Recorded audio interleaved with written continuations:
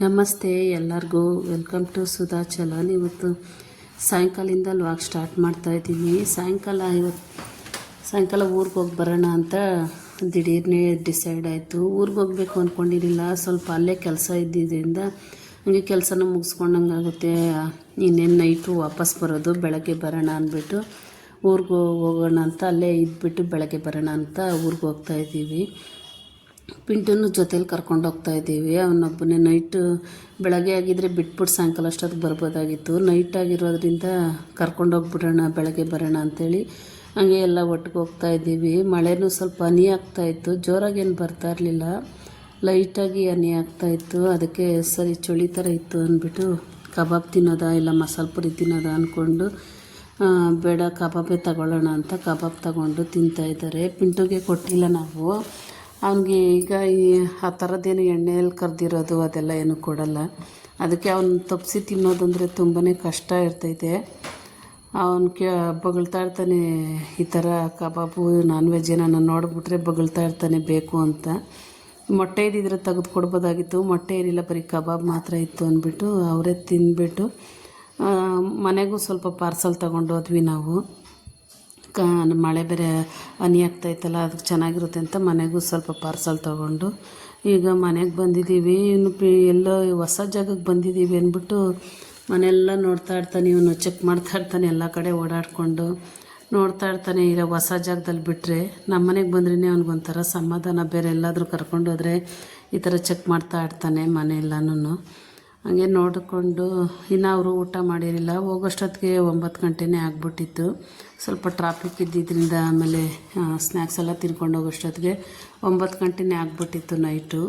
ಅವರು ಊಟ ಮಾಡಿರಲಿಲ್ಲ. ನಮ್ಮಮ್ಮ ಅಡುಗೆ ಮಾಡಿ ಕಾಯ್ತಾಯಿದ್ರು. ಮುದ್ದೆ ಮತ್ತು ಸೊಪ್ಪು ಸಾರು, ಬೋಂಡ ಎಲ್ಲ ಮಾಡಿದರು.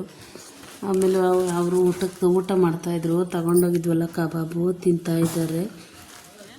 ನಾವು ಊಟ ಎಲ್ಲ ಮಾಡಿಬಿಟ್ಟು ಮಲ್ಕೊಂಡ್ವಿ. ಲಾಗೇನು ನಾನು ಕಂಟಿನ್ಯೂ ಮಾಡಿಲ್ಲ. ಇದು ನೆಕ್ಸ್ಟ್ ಡೇ ಬೆಳಗ್ಗೆ ಬೇಗ ಬರೋಣ ಅಂದ್ಬಿಟ್ಟು ಅವರಪ್ಪ ಬೇಗ ರೆಡಿಯಾಗ್ರಿ ಹೋಗೋಣ ಅಂತ ಹೇಳ್ತಾಯಿದ್ದಾರೆ. ಹಂಗೆ ಕಾಲೇಜ್ ಹತ್ರ ಬಿಟ್ಬಿಟ್ಟು ಬರೋಣ ಅಂದ್ಕೊಂಡಿದ್ವಿ. ತಿರ್ಗಿ ಮನೆಗೆ ಬಂದು ಹೋಗೋಕ್ಕೆ ಲೇಟ್ ಆಗಿಬಿಡುತ್ತೆ, ಅದಕ್ಕೆ ಕಾಲೇಜ್ ಹತ್ರನೇ ಬಿಟ್ಬಿಡ್ತೀರಿ ಅಂಥೇಳಿ ಬಿಟ್ಬಿಡೋಣ ಅಂದ್ಕೊಂಡು ರೆಡಿಯಾಗಮ್ಮ ಅಂತ ಹೇಳ್ತಾಯಿದ್ರು. ನೋಡ್ಬೋದು, ಅವಳು ಪಿಂಟು ಜೊತೆ ಆಟ ಆಡ್ತಾಯಿದ್ಲು. ಅದಕ್ಕೇ ಅವರಪ್ಪ ಬೇಗ ರೆಡಿಯಾಗಿ ಹೋಗೋಣ ಅಂತ ಹೇಳ್ತಾಯಿದ್ರು. ಇಲ್ಲಿ ಮಾವಿನ ಮರದಲ್ಲಿ ಮಾವಿನಕಾಯಿಗಳು ಬಿಟ್ಟಿದ್ವಂತೆ, ಅದಕ್ಕೆ ನಮ್ಮಮ್ಮ ಬರೋರು ಬಂದಿದ್ದೀರಾ ಕಿತ್ಕೊಂಡು ಹೋಗ್ಬಿಡ್ರಿ ಅಂತ ಹೇಳ್ತಾಯಿದ್ರು. ಮನೆಗೇನೋ 2 ತಂದಿದ್ರಂತೆ, ಅದನ್ನು ಕೀರ್ತಿ ತೋರಿಸ್ತಾ ಇದ್ದಾಳೆ. ಇಷ್ಟಪ್ಪ ಐತೆ, ಚೆನ್ನಾಗೈತೆ, ಕಿತ್ಕೊಂಡೋಗ್ರಿ ಅಂತ. ಇಲ್ಲ ಬೇಡ, ಟೈಮ್ ಆಗಿಬಿಟ್ಟೈತೆ, ಕಿತ್ಕೊಂಬಂದ್ರೆ ನಮಗೂ ಕೊಟ್ಟು ಕಳಿಸ್ರಿ ಅಂದ್ಬಿಟ್ಟು ಹಂಗೆ ಮಾತಾಡಿಕೊಂಡು ಹೇಳ್ತಾಯಿದ್ದೆ ನಾನು. ನಾವಿರೆಲ್ಲ ಹೋಗ್ತೀರಿ, ಟೈಮ್ ಆಗೋಗ್ಬಿಡ್ತೈತೆ ಕಾಲೇಜ್ಗೆ. ಮೊದಲೇ ಹೆಬ್ಬಾಳ ಹತ್ರ ತುಂಬಾ ಟ್ರಾಫಿಕ್ ಇರುತ್ತೆ, ಅದಕ್ಕೆ ಸರಿ ಅಂದ್ಬಿಟ್ಟು ಅಲ್ಲಿ ತಪ್ಪಿಸ್ಕೊಂಡು ಅಲ್ಲಿ ಹೋಗಬೇಕು ಬೇಗ ಅಂದ್ಕೊಂಡು ಬೇಗನೆ ರೆಡಿ ಆಗಿಬಿಟ್ಟು ನಾವು ರೆಡಿ ಆಗ್ತಾಯಿದ್ವಿ. ನಮ್ಮಮ್ಮ ನಾಷ್ಟಕ್ಕೆ ಇಟ್ಟಿದ್ರು ಇಡ್ಲಿ ಮತ್ತು ಆಲೂಗಡ್ಡೆ ಸಾಗು ಮಾಡಿದರು. ತುಂಬಾ ಚೆನ್ನಾಗಿತ್ತು ಇಡ್ಲಿ ಮತ್ತು ಸಾಗು. ಬೋಂಡನೂ ಇತ್ತು, ರಾತ್ರಿ ಮಾಡಿದ್ದಿದೆ ಬೋಂಡ. ಅದನ್ನು ಹಂಗೆ ಜೊತೆಯಲ್ಲಿ ನಾಷ್ಟ ಮಾಡಿಕೊಂಡು ಬಿಸಿ ಬಿಸಿ ಇಡ್ಲಿ. ಇದು ಇಡ್ಲಿ ಯಾಕೆ ಕಲರ್ ಐತೆ ಅಂದರೆ ಕೆಂಪಕ್ಕಿಲಿ ಮಾಡಿದರು. ಬ್ರೌನ್ ರೈಸ್ ಅಂತಾರಲ್ಲ ಅದರಲ್ಲಿ ಮಾಡಿದ್ದು ಇದು ಇಡ್ಲಿ.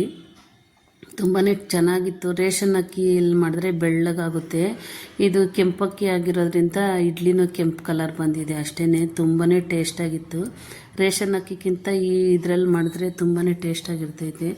ಚೆನ್ನಾಗಿ ಬಂದಿತ್ತು ಇಡ್ಲಿ ಮತ್ತು ಸಾಂಬಾರು. ನಾವು ತಿಂದ್ಬಿಟ್ಟು ಬಿಟ್ವಿ. ಬಿಸಿ ಬಿಸಿ ಬಾಕ್ಸ್ಗೂ ಹಂಗೆ ಹಾಕ್ಕೊಂಡು ತೊಗೊಂಬಂದಿದ್ರು. ಕಿರಣ್ಗೆ ಬಾಕ್ಸ್ಗೂ ಅದನ್ನೇ ಹಾಕ್ಕೊಂಡು ಎತ್ಕೊಂಡು ಬಂದಿದ್ವಿ ನಾವು.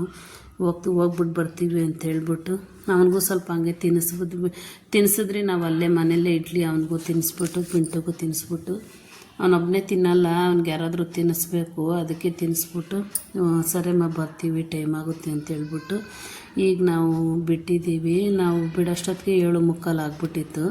ಮನೆ ಬಿಡೋಷ್ಟೊತ್ತಿಗೆ ಬಿಟ್ಬಿಟ್ಟು ಈಗ ಮನೆಗೆ ಬಂದಿದ್ದೀವಿ. ಟೈಮ್ ನೋಡ್ಬೋದು 9:30 ಆಗಿದೆ. ಈ ವಿಡಿಯೋ ಏನಾದರೂ ಇಷ್ಟ ಆದರೆ ಲೈಕ್ ಮಾಡಿ, ಶೇರ್ ಮಾಡಿ, ಸಬ್ಸ್ಕ್ರೈಬ್ ಮಾಡ್ಕೊಳ್ಳಿ. ಮತ್ತೊಂದು ಹೊಸ ವಿಡಿಯೋದಲ್ಲಿ ಸಿಗ್ತೀನಿ. ಬಾಯ್. ಟೈಮ್ ಮನೆಗೆ ಬರೋಷ್ಟೊತ್ತಿಗೆ ನಾವು ಹೊರೆನೇ 9:45 ಆಗ್ಬಿಟ್ಟಿತ್ತು.